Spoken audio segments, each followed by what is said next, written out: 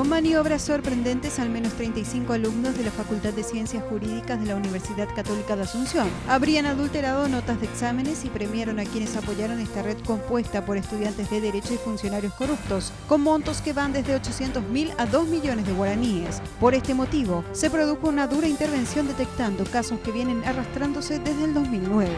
Según estadísticas del Ministerio del Interior, la delincuencia se ha reducido en los últimos meses. No obstante, estos datos no se revelan en la percepción de la ciudadanía, ya que una de las gestiones más criticadas del gobierno de Horacio Cartes es la que lleva Francisco de Vargas, con hechos de secuestros, robos a cajeros y asaltos realizados por botochorros. Se han ampliado el tiempo de formación de los oficiales, suboficiales, se ha actualizado el famoso test psicotécnico, se ha actualizado la malla curricular y estamos apostando a una policía con profesionalismo y transparencia. Diversas organizaciones sociales marcharon por el microcentro capitalino en protesta hacia las políticas implementadas por el gobierno nacional durante el primer año de gestión del presidente Horacio Cartes. La ley de alianza público-privada estuvo en el primer plano de las críticas por parte de estos sectores.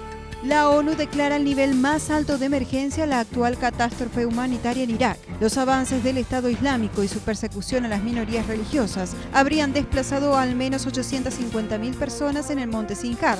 Aún se encuentran unos 5.000 refugiados de la minoría yazidí.